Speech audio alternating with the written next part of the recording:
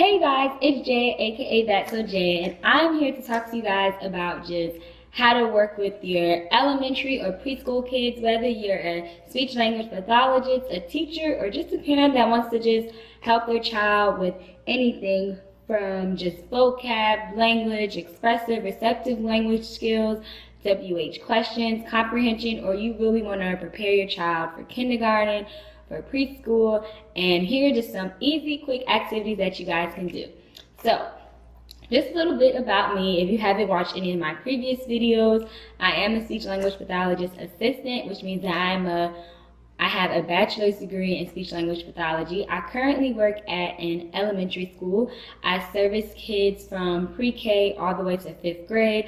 I love my job. I love creating activities. If you follow my Instagram, Miss Jaya-SLPA, and I just kind of showcase a lot of crafts. Some ideas I do get. I'm also going to give you guys some resources on where to go, because I do get a lot of inspiration from, your sites like Teachers Pay Teachers, Pinterest, other speech pathology blogs or teacher blogs, and I feel like it's all about being creative and just being having fun, because especially when you're working with that age group of, that early childhood from 0 to 3 years old all the way to your 4, 5, 6-year-olds, it can be hard trying to get them to sit down and learn things. And, they're not middle school, high school, college kids, so they're not going to sit there and take a test. No, they want to run around. They want to play. They want to have sensory activities.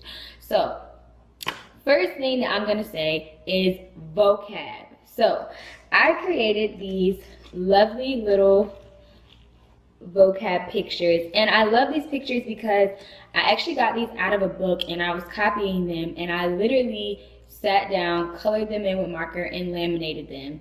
I have my laminator machine that I got from Amazon. It was really cheap, like $20, and I love these pictures because they're the actual shapes of the item.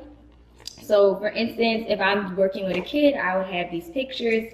I would hold these pictures up and say, okay, what is this? And then they would say paper, and I could work on artic, I can work on language, identifying vocab, and it's so easy because I just love that it's the shape. To me, this is better than holding up a flashcard or anything like that. I have animals, I have a picture of money, and it's just kind of, interesting working with preschoolers, getting the different answers that I get sometimes.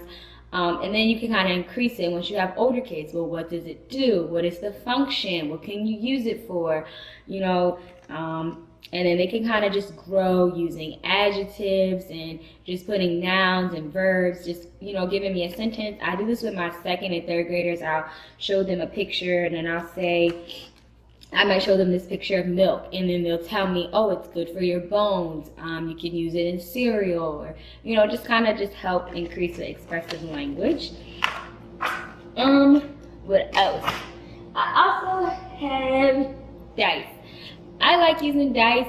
You can literally make any game with your preschooler, with your elementary kid, with your toddler, and roll the dice, and you can say, okay, I'm going to show you a picture. Whatever you land on, you got to say this word 5 times. If they're working on T sounds, or if you want to teach multiplication problems, this could also be for teachers. I like dice because it's active. You can get them to just roll it and just play around with the numbers. You can use these for math. They're just so universal. Sit down and make up a board game. And literally, you guys, these were $1 from Dollar Tree. So yeah, they're amazing. Alright, so secondly, I have these mats that I laminated. Since it's wintertime, I'm currently doing, I'm doing like snowflake themes. So they literally have little snowflakes on them, and I can use these just as reinforcement. I like to use these because they can be used for Play-Doh. I let them smush Play-Doh, and every time they get something right, I'm like, okay, well, go ahead, do a Play-Doh dot over the snowflakes, or I'll do paint, and they can thumb with their thumbs and do thumb paint, which is also doing the sensory activity. So these placemats, Play-Doh mats, paint mats, the paint dots, whatever you want to use, they just work so good. I just love it. So this is pretty universal.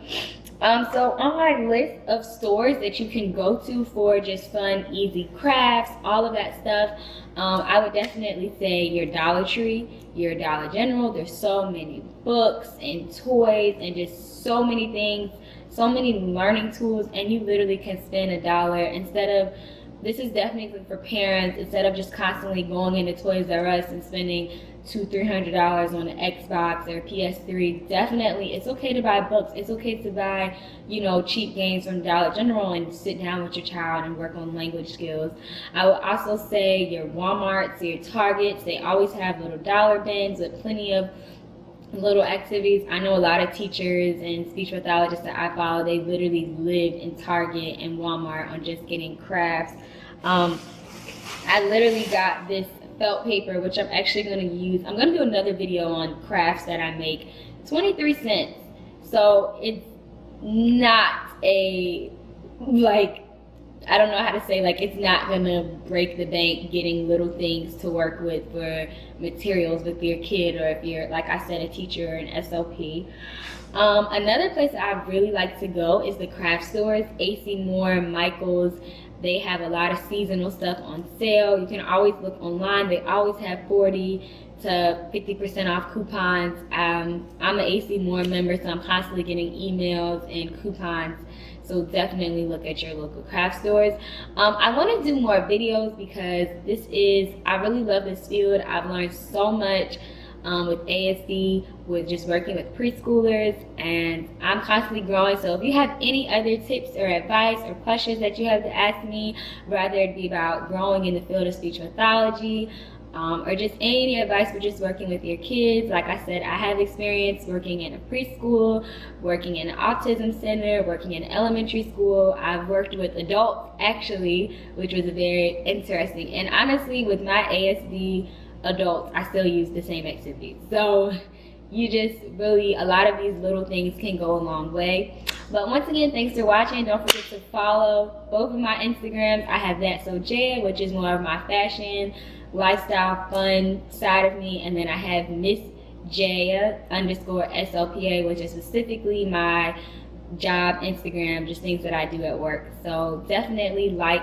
comment, subscribe to this channel, and also check out my website, thatsojaya.com, where I'll be posting more blogs, more DIYs, more fashion tips on everything. So this is definitely wanted to share a little bit of tips and advice and resources for working with your kids at home. Is she for keeps? Somebody tell me, is she? Somebody tell. Is she for keeps?